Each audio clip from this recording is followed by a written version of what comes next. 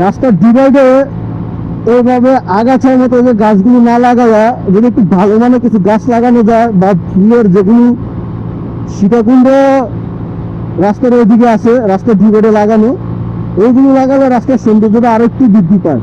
এই ঝোপঝাট এগুলা পরিষ্কার করে, এই ঝোপঝাটগুলো পরিষ্কার করে যদি ওই গাছগুলো লাগানো যাইতো, তাহলে রাস্তার সৌন্দর্যটা আরো বাড়তো, সুন্দর লাগতো, দেখুন দেখতে ভালো লাগতো।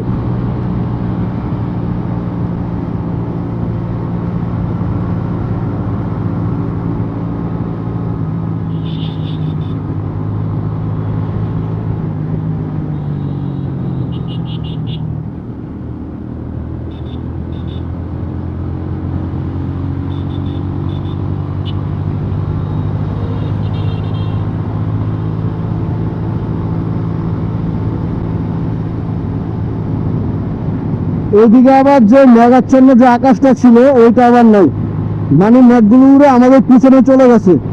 আমরা সামনে যাচ্ছি আর মেঘগুলো উড়ে আমাদের পিছনে চলে যাচ্ছে। আকাশ একটু একটু করে পরিষ্কার হয়ে যাচ্ছে। মোটামুটি আমাদের গ্রুপে সকল রাইডারের কাছেই রেনকোট আছে, বাট একমাত্র আমি ছাড়া।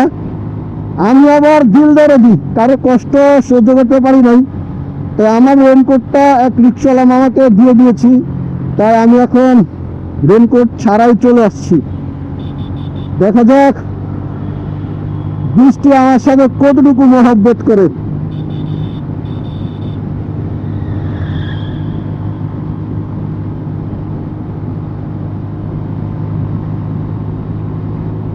প্রতিবারই আমি যখন সিঙ্গেল রাইডে বের হই গ্রুপ নিয়ে, মানে আমার ওয়াইফ ছাড়া, সবসময় বলে দেয় যে একটু আস্তে রাইড করো। আসলে এদের সাথে আসলে ওই জিনিসটা মেনটেন করতে পারি নাই, আসলে সত্যি ওই জিনিসটা মেনটেন হয় নাই।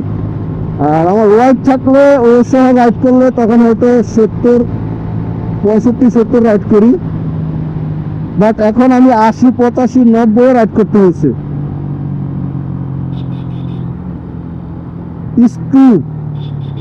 যতবারই আমার ওয়াইফ বলে না কেন যে যাচ্ছ সাবধানে রাইড করবা, স্লো রাইড করবা, ওভার স্পিড করবে না, বাট এদের সাথে আসলে কেন জানি সেটা আর থাকে না, হয়ে যায় যে যত দোষ নন্দ দোষ, সব দোষ হলো গ্রুপের, আমার কোনো দোষ নাই।